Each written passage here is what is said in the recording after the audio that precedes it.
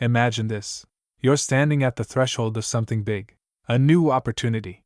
A new chapter. Maybe it's a career shift, a creative project, or a personal transformation. The world feels wide open, filled with possibilities. And yet, as you stand there, the weight of uncertainty presses down on you. You hesitate, not because you don't want to take the step, but because there's a quiet voice inside you. No, not a voice, a feeling, that says, "Are you sure you're ready for this?" It starts as a whisper, but quickly grows louder. What if you fail? What if they see through you? What if you're not good enough? And suddenly, that opening, that potential, that excitement begins to shrink. The world feels less inviting, more like a trap. The more you think about it, the more you realize you've been here before. The very thing that was supposed to drive you forward, self-doubt, has stopped you in your tracks again. The fear of failure, the belief that you're not worthy, the constant nagging of what if I'm not enough, it all clouds your mind. And in the end, nothing changes. You stay where you are. You retreat. You self-sabotage. You hold yourself back. But here's the paradox. Self-doubt isn't a problem of lack of ability. It's not because you don't have the skills, the intelligence, or the potential to move forward. It's because you're convinced that something is wrong with you. So you stand there, at the edge of possibility, watching your future unfold in front of you, and you stop yourself from stepping into it. Why? Why is it that the very thing that should empower you ends up shackling you? The answer is not as simple as just believing in yourself. It's deeper than that. Much deeper. Self-doubt isn't just a lack of confidence. It's the result of something far more insidious. A psychological force that shapes not only how you see yourself but how you move through the world. So ask yourself this question, honestly. What if your self-doubt is not just holding you back? It's actually the reason you're stuck in the first place. What if everything you've ever done to overcome self-doubt has only ever been a temporary fix? What if the way you've been taught to manage it is exactly what keeps you from truly moving forward? What if the very concept of self-doubt itself is the trap? The more you try to fix it, the more it grows. The more you fight it, the stronger it becomes. And here's the hardest part to face. You've been accepting it as part of you. You've accepted it as normal. You've made peace with it, thinking, well, that's just how I am. But what if that acceptance is what has been keeping you locked in place? What if self-doubt isn't the problem at all? What if the problem is how you've been conditioned to deal with it? And what if, just for a moment, you considered staring it in the face, not as a weakness to conquer, but as the illusion it really is? This is the paradox we must explore together. Self-doubt seems like an internal enemy, but it's actually a reaction to external influences, ones you may not even be fully conscious of. It's not just something that's wrong with your thinking. It's something that's been taught to you. So, what if the greatest obstacle in your life isn't the external challenges you face, but the very beliefs you've internalized about your own potential? That's the big question we're going to dive into. Not just how to overcome self-doubt, but how to recognize it for what it is and free yourself from the chains it has placed on you. This isn't about quick fixes or positive thinking. This is about understanding the root of your doubts, the invisible forces that have shaped your perceptions, and then dismantling them piece by piece. Because once you do, you'll realize that self-doubt isn't you. It's the construct that's been controlling you. And it's time to take back your power. In the next section, we'll explore the hidden problem, the psychological and philosophical forces that feed self-doubt. We'll trace how society, culture, and even your childhood experiences have shaped the narrative you now accept as truth. And we'll begin to uncover how these invisible forces have kept you in a cycle of self-limitation. To understand why self-doubt holds you back, you must first unearth the roots, and they run deep. Self-doubt is not a simple feeling or fleeting thought that comes and goes. It is a force embedded in the very structure of your mind. It has been shaped by your life experiences, cultural conditioning, and societal pressures. It's not just an internal issue. It is a product of your environment, a set of beliefs you've absorbed, often without even realizing it. We live in a world that worships certainty, where clarity is valued and unpredictability is feared, where success is measured by visible outcomes, goals achieved, milestones reached, control over circumstances. But here's the thing, self-doubt doesn't emerge from within you. It emerges as a response to a world that demands perfection, certainty, and success. So, how did we arrive at a place where we, as individuals, have come to distrust ourselves? Where did this deep, pervasive lack of faith in our own potential come from? Let's explore this through the lens of psychology, philosophy, and society. The seed of self-doubt is often planted early in life. From the moment we begin to form an identity, we are bombarded with messages from our family, teachers, friends, and the media about what is acceptable and worthy. As children, we begin to internalize these messages. We are told that we must perform to be valued. We are praised when we succeed and criticized when we fail. The right way to live is taught to us, and anything outside of that is wrong or less than. At first, these messages come from external sources, parents, teachers, peers. But over time, they become internalized. We start believing that we must live up to the expectations of others in order to be loved, respected, and accepted. So, self-doubt emerges as a reaction to external judgment. It's not inherently ours, it's something we've inherited. We doubt ourselves because we've been taught to believe we are not enough unless we meet external standards. Fast forward to adulthood, and the pressure to meet expectations only intensifies. Our society thrives on comparison. Social media amplifies this constant evaluation, where success is often defined by a curated image of perfect lives, vacations, promotions, relationships, achievements. The message is clear: you are not enough unless you measure up to the social ideal. The philosophical implication of this is striking. Jean-Paul Sartre, a French existentialist, wrote that people are condemned to be free. This means that while we are free to make choices, society often confines us with its expectations and judgments. Sartre described this conflict as bad faith, where we deceive ourselves into believing that our worth is contingent on meeting external standards, rather than finding value within ourselves. Nietzsche also weighed in on this issue. His philosophy of the will to power suggests that individuals are driven by a fundamental urge to assert themselves, to shape their reality. However, Nietzsche warned against becoming subjugated to external influences, whether societal or cultural. He argued that when we live based on society's expectations, we forfeit our authenticity, and self-doubt thrives. Self-doubt, then, is a product of a society that teaches you to value performance over authenticity, achievement over being, and compliance over individuality. Perfectionism feeds directly into self-doubt. Society tells us that we must be perfect, in our careers, in our relationships, and in our personal lives. Anything less than perfection is seen as failure, and failure is met with judgment. But here's the catch: perfection is impossible. Yet many of us continue to chase it, not realizing that this pursuit is not about becoming better or more competent, but about avoiding the fear of judgment. We believe that if we present ourselves as perfect, without flaws, without mistakes, then we will be acceptable, worthy, and secure. But this is where the trap lies. The pursuit of perfection creates its own doubt. Each time you fall short of your own high expectations, self-doubt whispers, "You're not good enough," and the cycle continues. Perfectionism is a false armor we wear to protect ourselves from the judgment of others, and from our own fear of being seen as inadequate. But rather than providing protection, it increases vulnerability, because the more you rely on perfection to define your worth, the more susceptible you become to failure and criticism. Perfectionism makes you feel like you're always on the edge of collapse. Comparison is another driving force behind self-doubt. In our hyper-competitive world, we are conditioned to compare ourselves to others, our success, our appearance, our relationships, our happiness. This isn't something we choose consciously, it's something ingrained in us. It's a survival instinct. If you compare yourself to others and measure up, you survive. But comparison is an enemy of authenticity. It robs us of our individuality and breeds constant self-judgment. When we compare, we measure ourselves not by who we truly are, but by a false benchmark created by external forces. And every time we fall short of that benchmark, we spiral deeper into self-doubt. As we've seen, self-doubt isn't just a fleeting thought or a passing moment of uncertainty. It is deeply ingrained in our psyche.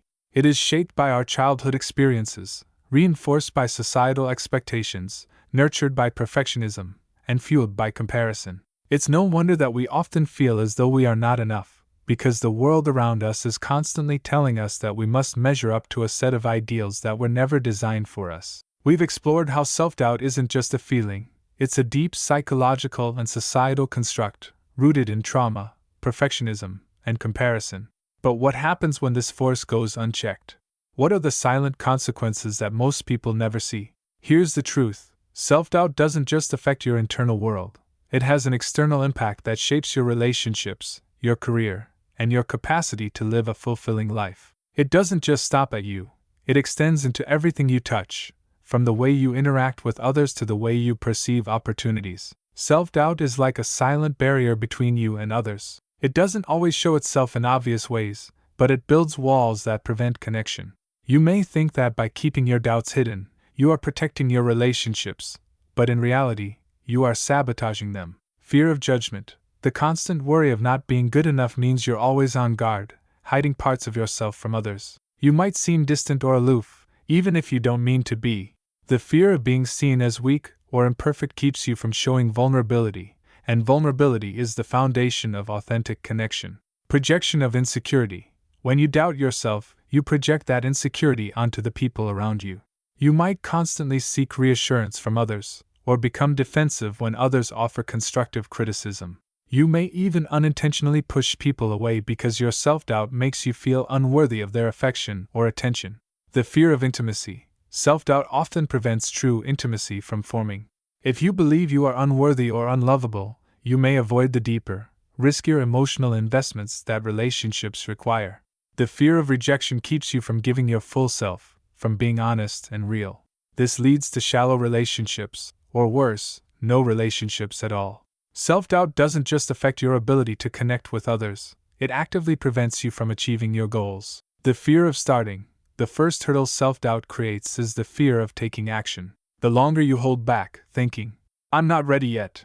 I need to be perfect before I begin," the more time you waste. Perfectionism paralyzes you, leaving you stuck in the preparation phase, indefinitely, never actually doing what needs to be done. Procrastination. Self-doubt breeds procrastination. When you don't believe in your abilities, you put off the very tasks you know you should be doing. But procrastination isn't about laziness, it's a defense mechanism. It's easier to avoid something than face the possibility of failure. But avoidance doesn't protect you from failure, it prolongs your fear and reinforces your doubts. Perfectionism. We've discussed perfectionism in passing, but it's important to highlight its destructive role in self-sabotage. The pursuit of perfection is an unrealistic standard that constantly undermines your progress. You set such high expectations that, inevitably, you can never reach them. And when you fall short, because you will, you feel disappointed and defeated. This cycle leaves you demotivated and convinced that success is only for those who are perfect, not for you. Self-doubt is a silent thief of your potential. It slowly chips away at your sense of self-worth until you no longer believe you're capable of growth. Lack of risk-taking. One of the greatest ironies of self-doubt is that, by trying to avoid failure, you actually ensure stagnation. The more you fear making mistakes, the less you're willing to step out of your comfort zone. But growth comes from risk, from pushing yourself into the unknown. When you don't take risks, you don't grow. Missed opportunities. Opportunities don't announce themselves, they wait for you to seize them. But self-doubt often makes you hesitate. You second-guess yourself. You think, "I'm not ready yet," or, "What if I'm not qualified enough?" By doing this, you miss the chances that could have catapulted you forward, leaving you wondering years later, "What if I had just believed in myself?" Lost passion and joy. Self-doubt strips away the passion you once had for things that mattered. When you feel inadequate, you stop putting energy into things that bring you joy. Instead, you focus on what you feel you should be doing, on tasks that are practical or safe, but not fulfilling. Over time, this kills your creativity and enthusiasm. The things you once loved now feel like burdens because self-doubt has convinced you that you don't deserve to enjoy them. When self-doubt takes root, it doesn't just affect your actions, it rewires the way you think about yourself and the world. Cognitive biases. Self-doubt often distorts reality. You start overestimating failures and underestimating successes. You filter out the positive feedback you receive, choosing instead to focus on criticism. You see the world through the lens of insecurity, believing that people are judging you or that you're always falling short. This cognitive bias reinforces your doubts and keeps you trapped in the cycle of negativity. Self-defeating beliefs. Over time, self-doubt becomes self-fulfilling prophecy. You start believing that you can't do things, that you'll never be successful. So you stop trying. Your belief in your own inadequacy prevents you from even attempting what you desire, reinforcing the very thing you feared most, failure.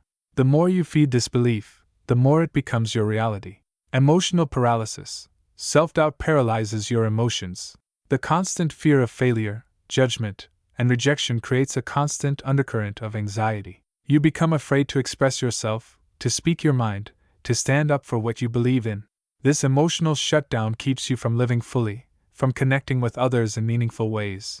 You begin to see yourself as a passive spectator, afraid to engage in life. Self-doubt is not just an internal struggle. It is a silent architect of missed opportunities, fractured relationships, and suppressed potential. Its consequences are far-reaching, and its influence extends into every aspect of your life, whether you're aware of it or not. But the consequences don't have to define you. To break free from self-doubt, you need a radical shift in perspective. It's easy to think of self-doubt as a personal flaw, something that you just need to work harder to overcome. Many people try to will their way past it, through positive affirmations, success mantras, or by simply pushing through.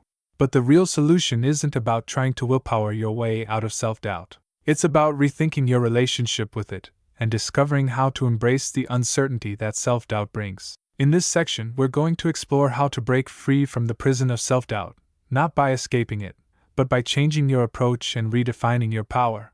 The first step in breaking free from self-doubt is accepting uncertainty. Self-doubt thrives on fear of the unknown, on the idea that if you don't control everything, something catastrophic might happen. But here's the radical shift. You cannot control everything. In fact, trying to control everything is the very thing that keeps you trapped in doubt. Think about it for a moment. When you don't trust the process, when you're constantly fighting against the flow of life, you're never fully present. You're always worried about what could go wrong, about potential failure. But the key to freedom is not in certainty. It's in embracing the uncertainty. The paradox of surrender is that the more you try to hold on to control, the less control you have. The more you fight against the chaos of life, the more chaotic it becomes. But when you surrender to uncertainty and accept that you can't predict every outcome, you find peace. You stop battling the unknown, and instead, you begin to trust that life will unfold exactly as it should. Embracing uncertainty doesn't mean giving up.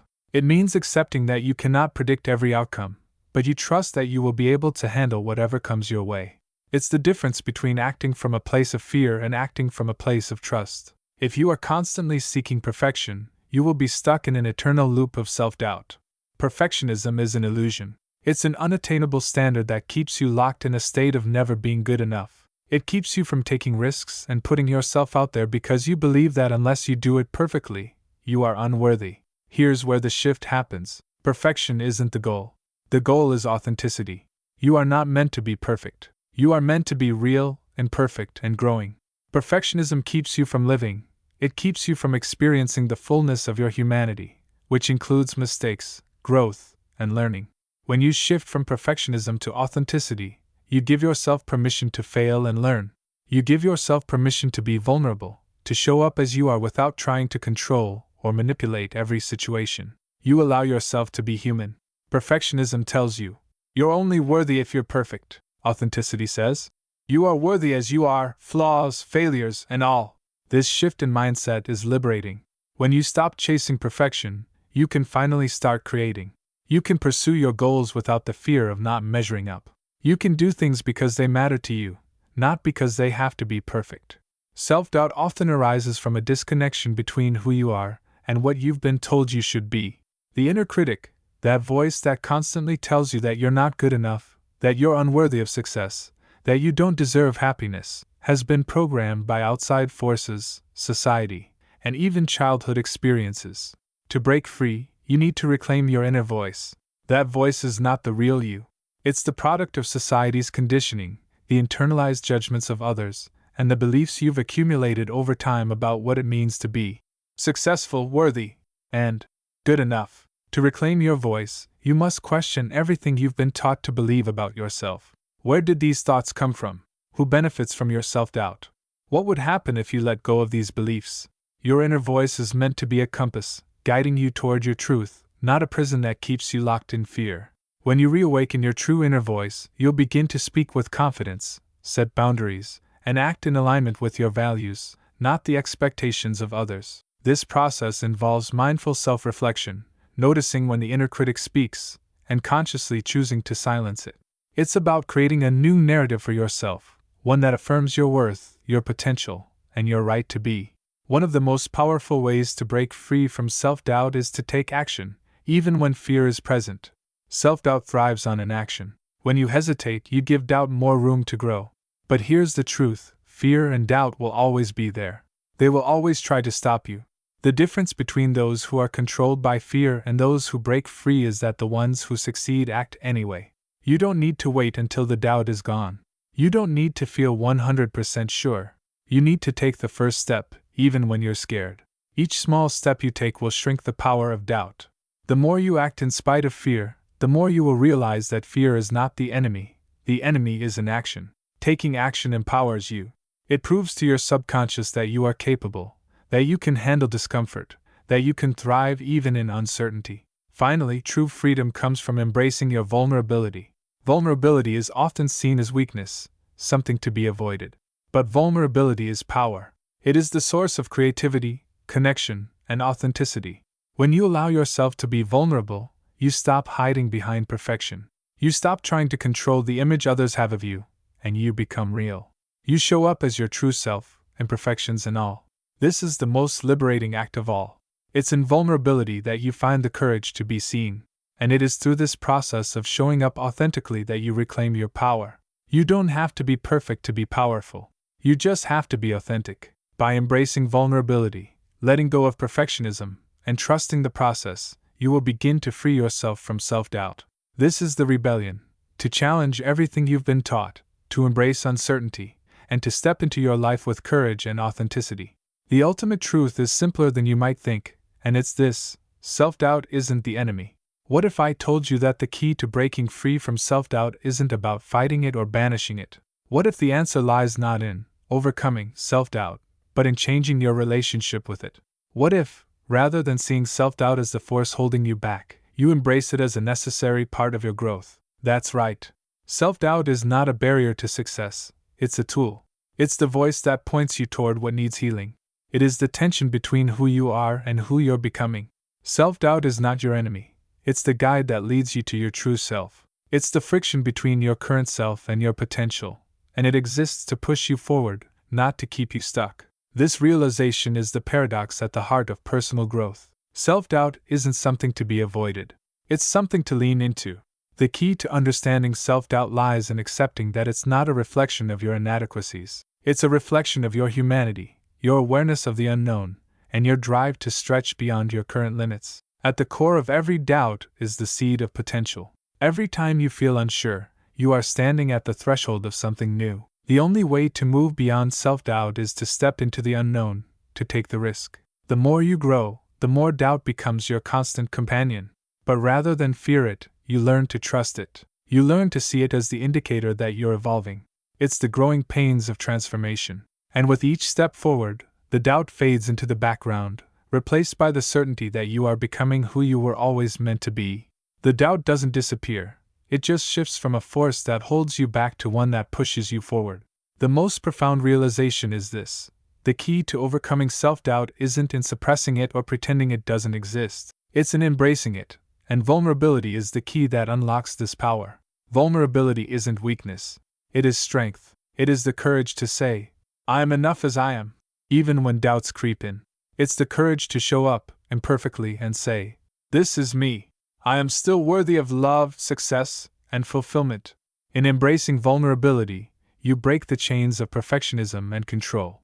You free yourself from the tyranny of expectation and step into a world where your authentic self is enough. You stop hiding behind a facade and instead live with a sense of true freedom.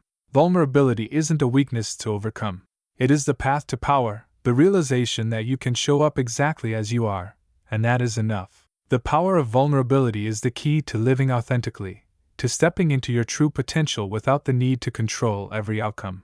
This is the ultimate truth. When you embrace your vulnerability, you embrace your full potential.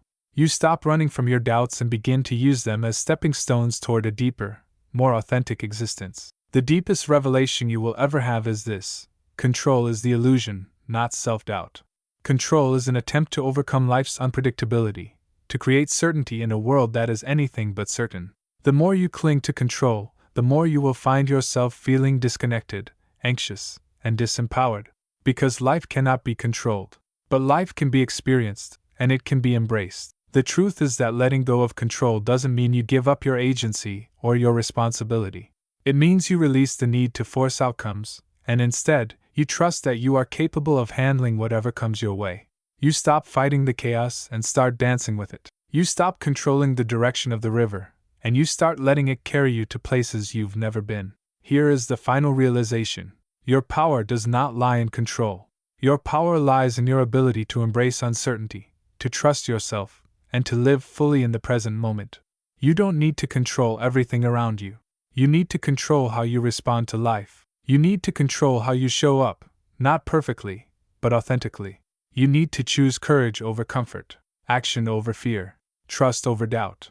This is the final truth. When you let go of the need to control, you discover your true power. You become like the river, moving through the world with purpose and flow, no longer trying to hold on to every rock or bend, but moving freely through the currents of life. And in that freedom you find peace. As you step into this new realization, you're not just letting go of self-doubt, you're letting go of the illusion of control, and with that, you're reclaiming your life. The illusion of control was never your ally. Authenticity is your true power, and it's in that authenticity that you will find the strength to live fully, to show up exactly as you are, without fear of failure, rejection, or judgment. You'll find that who you truly are is already enough. Now is the time to live fully, without restraint, without the pressure of perfection, without the constant fear of the unknown. The illusion is gone. The truth is here, and you are free.